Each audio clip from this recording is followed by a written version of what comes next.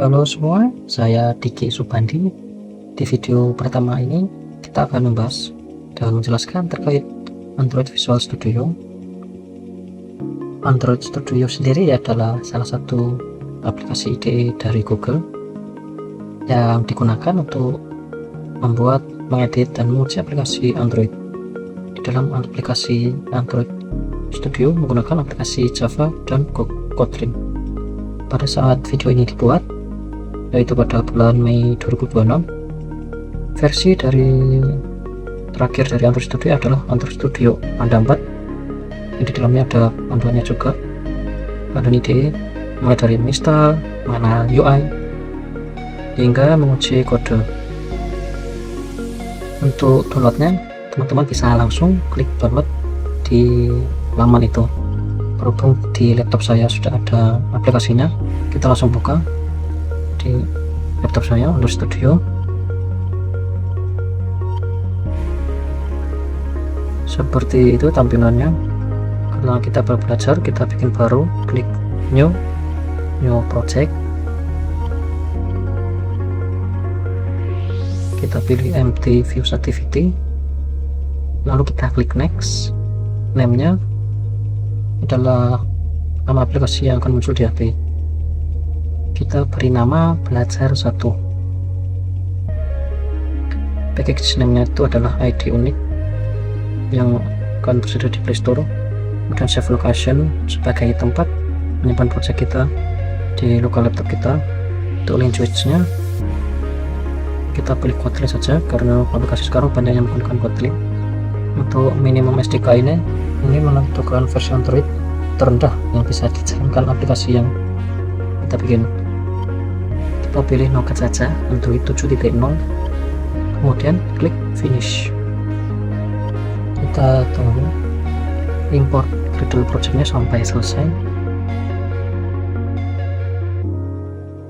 Ya, setelah import selesai, di bagian project bagian kiri ini terdapat struktur file Android. Di sini ada manifest, kemudian Kotlin, dan REST resource. Untuk struktur yang pertama ini adalah Android manifest. Di Android manifest ini adalah identitas utama aplikasi kita, yang fungsi utamanya adalah untuk mendaftarkan semua komponen seperti activity service, dan bisa untuk permission atau izin. Misalnya ada izin permission untuk aplikasi membutuhkan akses internet, kemudian aplikasi membutuhkan akses kamera, atau izin permission GPS. Kemudian intent filter ini digunakan untuk menampilkan halaman yang pertama kali ketika aplikasi dibuka. Setelah itu yang bagian kedua adalah Kotlin, connectivity Kotlin. Di sini adalah otaknya dari sistem aplikasi ini, dimana berfungsi untuk mengatur apa yang terjadi, misalnya ketika tombol diklik, dan kemudian selanjutnya adalah resource. Di bagian resource ini ada drawable, berfungsi untuk menyimpan resource gambar, dan ada layout ini digunakan untuk mengatur tampilan dari aplikasi yang dibuat. Di sini juga ada preview dari tampilannya, hello world ini, karena ada satu komponen yaitu text view yang akan muncul di sini, yaitu hello world. Setelah itu values ini digunakan untuk menyimpan data statis supaya tidak berulang. Misalnya dengan color sini kita atur black, apakah kode warnanya ini bisa kita atur di sini, dan di sini copy, kemudian bisa dipaste ke sini untuk mengubah.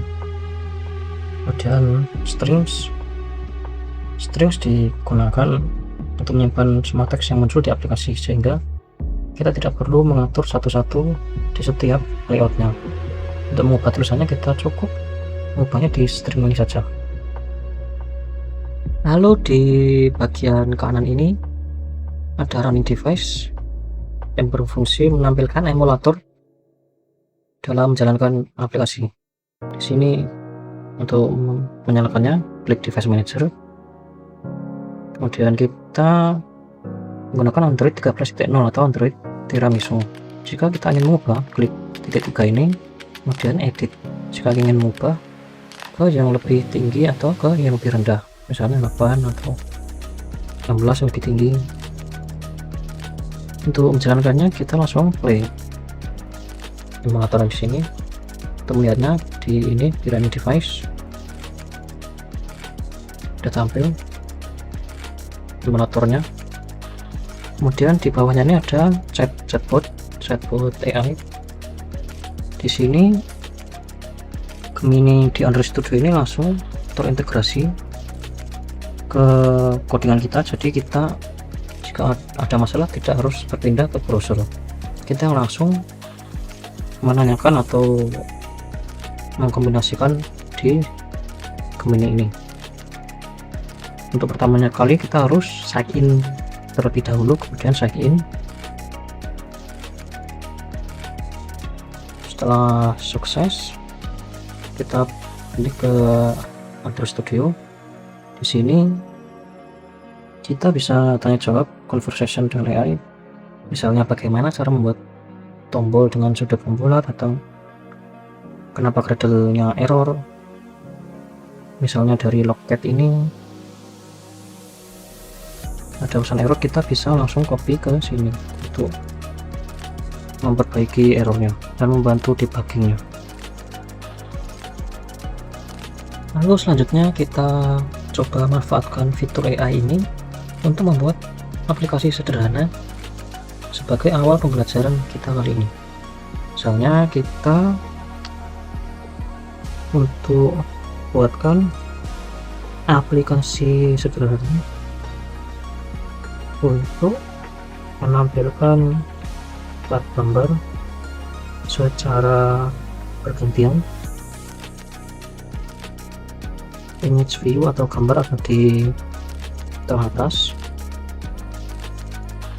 kemudian di bawahnya ada dua button untuk preview dan next. Lalu buatkan codingannya di Android Manifest dan Kotlin-nya, layout, color, dan string.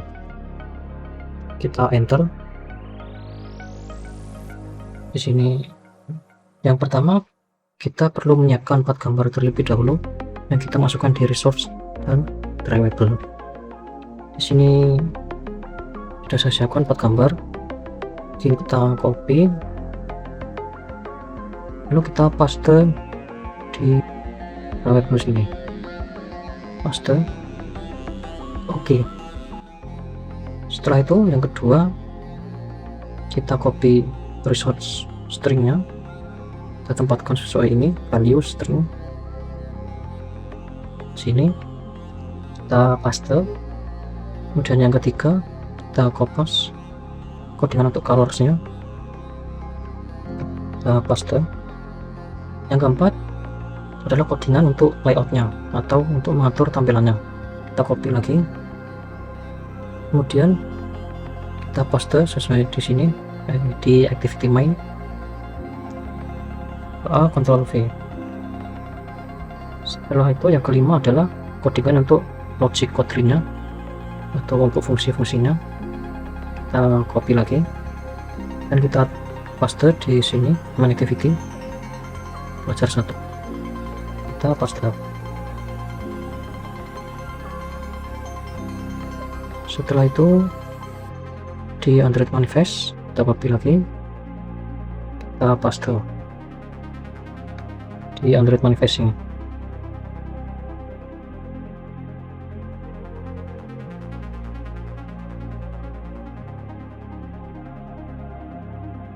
Kemudian kita ubah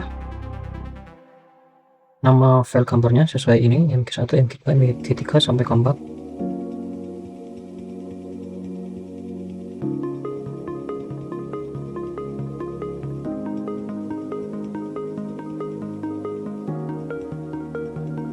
kita coba lihat review dari layout yang dibikin tadi. Di sini di preview desain, ini adalah gambaran reviewnya dari layout tadi.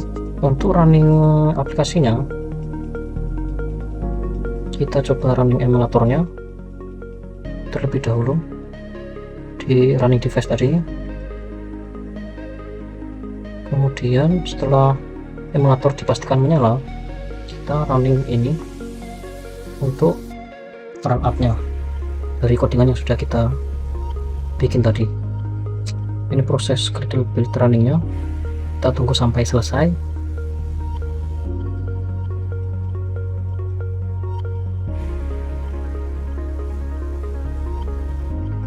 Ya, ini sudah mau tampil seperti ini.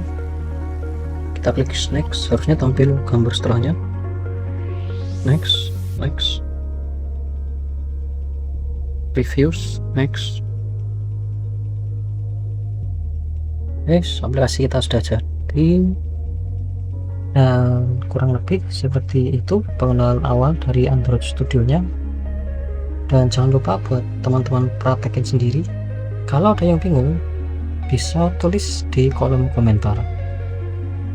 Dan terima kasih telah menonton, dan sampai jumpa di tutorial lanjutan kami.